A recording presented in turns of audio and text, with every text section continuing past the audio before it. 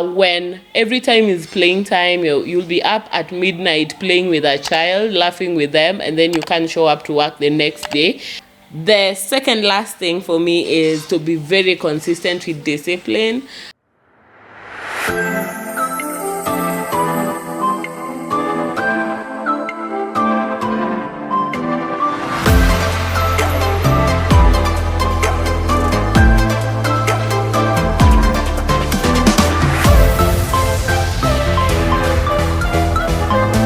Hi guys, my name is Nudio Rao, and this particular video is about my experience as a mom of 3 under the age of 4.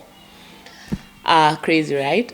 So I have 8 children, but like 3 of them are under the age of 4. And one was born in 2021, the other was born in 2023. So 2021 September, 2023 February, 2024 December. So that's how the differences in age look like. And the disclaimer here is the way I parent, I hardly ever feel burdened as a result of parenting. I say that the kids come into my life, I don't come into their lives. And so when they come into my life, then I need to have some semblance of sanity to be able to still move on with my life as I'm supposed to live, and not be interrupted just because I gave birth. And of course, there's different interruptions. Of course, like your little hearts are walking everywhere outside of your body. Of course, like there's random days that you won't report to work because you have to attend to a hospital visit here or there, a school function here or there. So I'm not saying that your life will entirely remain the same as a parent, but there could be semblance of sanity.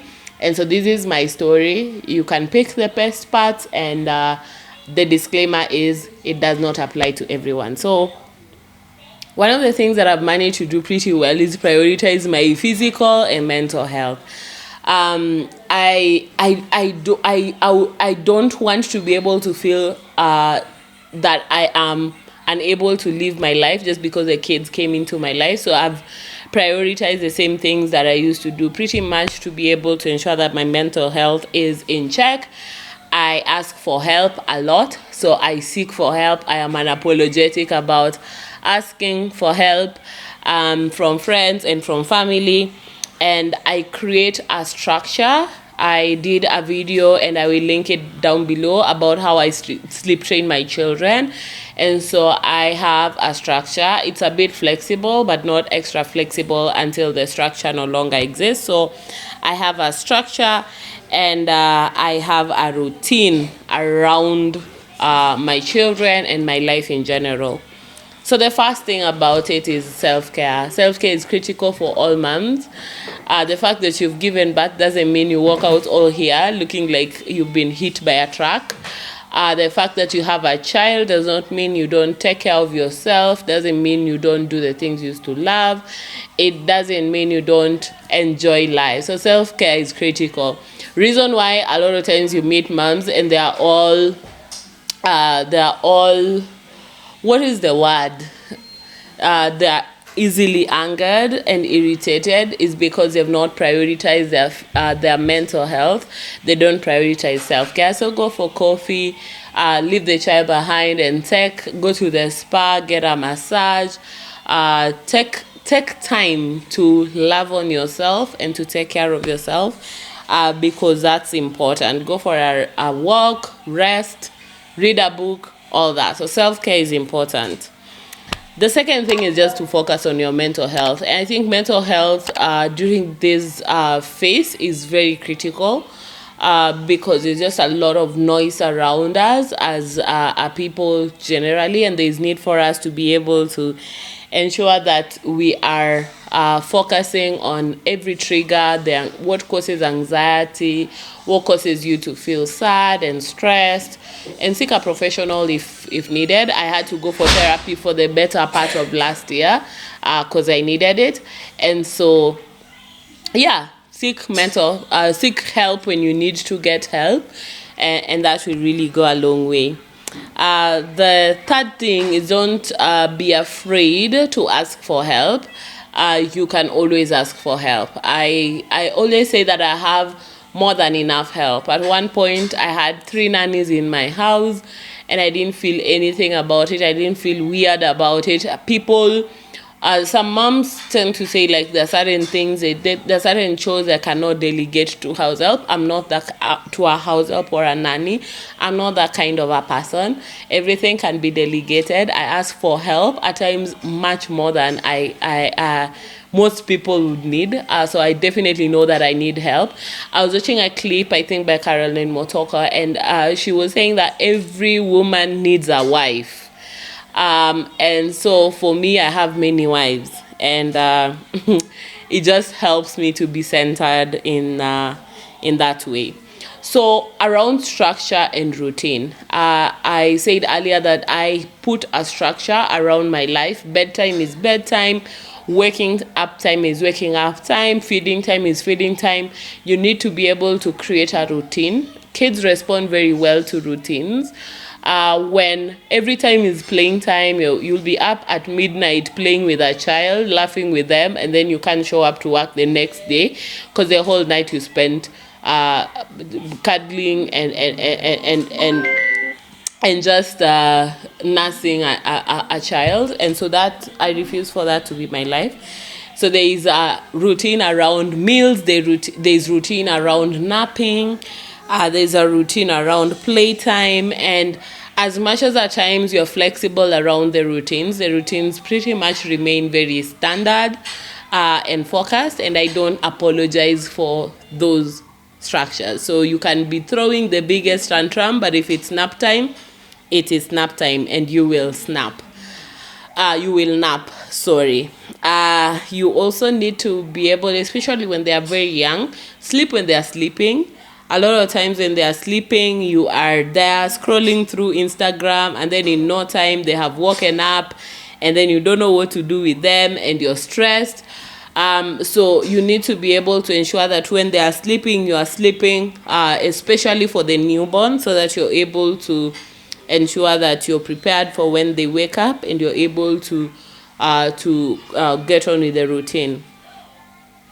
The other thing that has helped, because I have older kids, personally, I have like really old, like from to in their 20s to in their preteen to teenagers.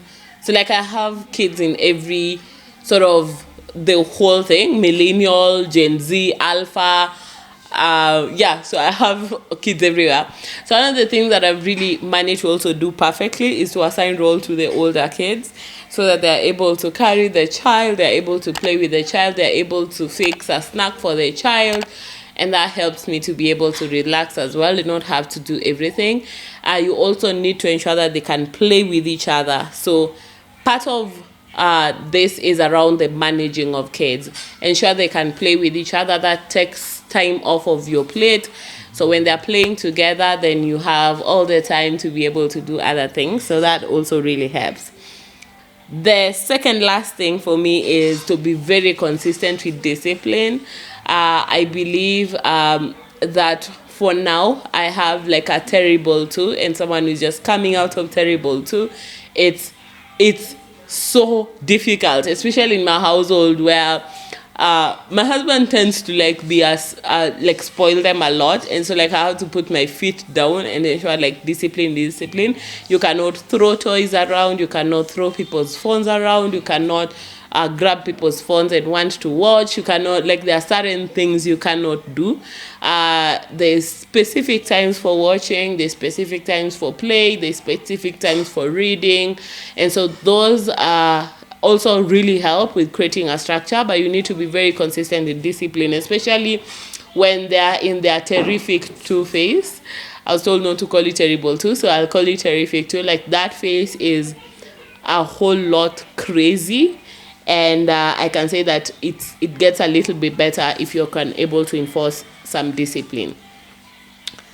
The final thing is you ought to be very critical about how you communicate. So every child knows how you communicate, and you see, like, for African kids, there's always that pinch that you're pinched inside your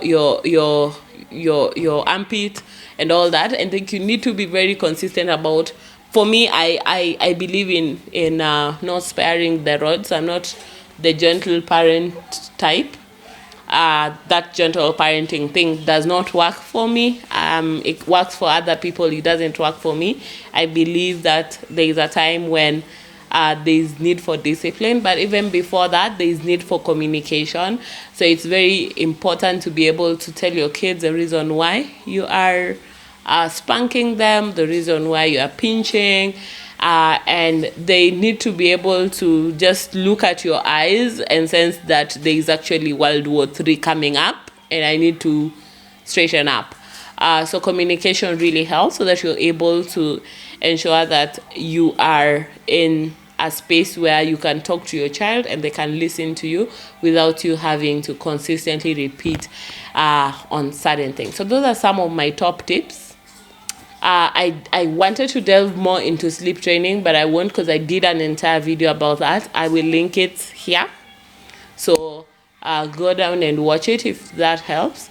Yeah, you can share your experience about like having children under the age of 3, 4, multiple children, and we can learn from each other. Thank you so much for watching. Until next time, bye.